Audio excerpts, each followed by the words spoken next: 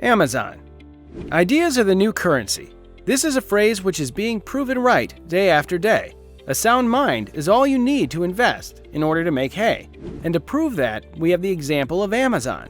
Amazon.com is an American multinational technology company based in Seattle, Washington, which focuses on e-commerce, cloud computing, digital streaming, and artificial intelligence. Today, Amazon is the world's largest marketplace, and not only that, they are the pioneers of every innovation in shopping you see these days. We at Top 10 World welcome you to our channel, and to keep you informed, motivated, and amused, we're here again today with a summary of how Amazon became a trillion-dollar company from a mere garage startup. So without further ado, let us jump right into the meat. How it started. We all know that the brain behind Amazon is Jeff Bezos. Bezos was a precocious student as a young man. He served as his high school's valedictorian and was a National Merit Scholar.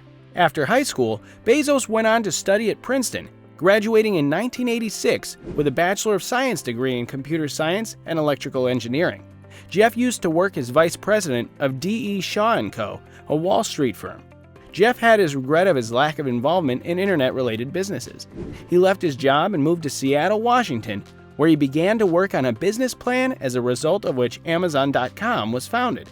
The company was founded as a result of what Jeff Bezos called his regret minimization framework, which described his efforts to fend off any regrets for not participating sooner in the internet business.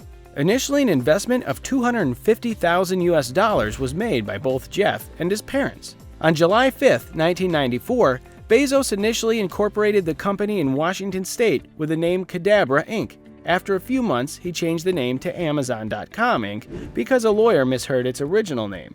When Bezos was choosing a name, he settled for Amazon since that place was exotic and unique. Jeff thought that this name would suit his enterprise the best because it was a new and exotic idea of online shopping, and he wanted Amazon to grow really big, just like the Amazon River. Jeff always visualized his idea of the world's largest marketplace, so after some studying of annual business reports, Jeff shortlisted a list of 20 products that would best sell online. Later on, he shortlisted 5 out of those 20. The final list of products included compact discs, computer hardware, computer software, videos, and books. Jeff finally chose books because of the growing demand of art and literature, but it only took him years to convert his company from Earth's biggest bookstore to Earth's biggest marketplace. Initially, it was an online bookstore which used to ship books in Washington, but after a few months, Amazon started shipping across the world. Its launching tagline was the world's biggest bookstore. Bezos' original idea was not limited from day one. He knew that Amazon will be an everything store. In the first 2 months of business, Amazon sold to all 50 states and over 45 countries. Within 2 months, Amazon sales were up to $20,000 a week. Fun fact, Amazon had a bell in their office which used to ring whenever someone purchased from Amazon, but soon it was removed since it started ringing way too frequently. Another fun fact, while they had their arrangement in the garage, they consumed so much power that Bezos and his wife will never plug in their hairdryer in order to save some money from the electricity bill. In October of 1995, the company announced itself to the public. In 1996, it was reincorporated in Delaware. Amazon issued its initial public offering of stock on May 15, 1997 at $18 per share, trading under the NASDAQ stock exchange symbol AMZN. Before moving further, we have a little challenge for you. Let us see how many of you have what it takes to smash the like button. Best of luck. Progress. In the 2000s, Amazon was growing slowly. One major change they made was their logo with an arrow from A to Z, which signified the vision of an all-good marketplace. Meanwhile, Amazon survived immense competition and filed a record profit margin of $1 billion. In 2014, Amazon launched its first Fire Phone, but the Fire Phone was a misfire as it caused a loss of $170 million. The same year its production was stopped, Amazon acquired Twitch, which is a social gaming platform, for around $970 million. Amazon, considering their bookseller repute, launched Kindle services and a Kindle device, which was a hit and a go-to product for all binge readers because of its easy on-the-eye display and portability. The Kindle subscription gave its user exposure to a ton of books that they could read whenever and wherever they wanted, without having to carry the physical heft of books. In June of 2017, Amazon announced that it would acquire Whole Foods, a high-end supermarket chain with over 400 stores, for $13.4 billion. Now, the idea was being fulfilled as Amazon started its chain, and then they started building headquarters in metropolitan cities and hired employees. By the end of 2017, they had over 566,000 employees.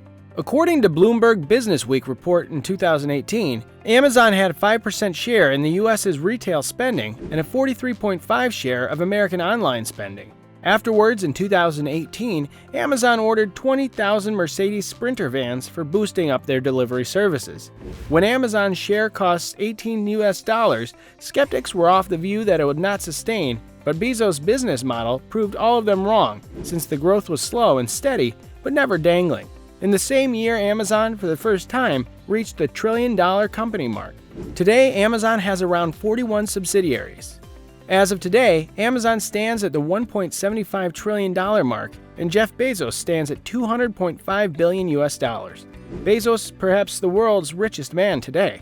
Even the loss he faced due to his divorce could not stop his growth. He lost around $35 billion because of his divorce. The COVID-19 effect. The outbreak of COVID-19 introduced us to the whole physical and social distancing phenomenon, which resulted in the closure of every public place across the world, and out of a few businesses that were flourishing during that time were all online services, and Amazon was among them because of their main business deal, that is to supply your needs right at your doorstep. Consumer spending on Amazon between May and July was up 60% from the same time frame last year, according to the financial data firm Factious. Things you cannot buy from Amazon. Since you can buy pretty much anything from Amazon, it's worth mentioning the items you cannot buy directly on the website.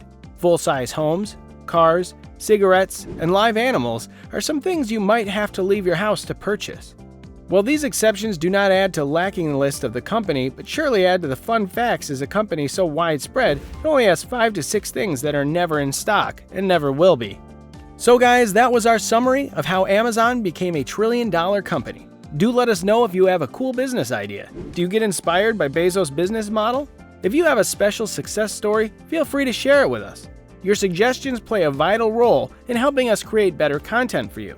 So don't forget to give your feedback. If you guys like our content, do give us a thumbs up and do consider subscribing to our channel. See you guys in the next one. Until then, peace.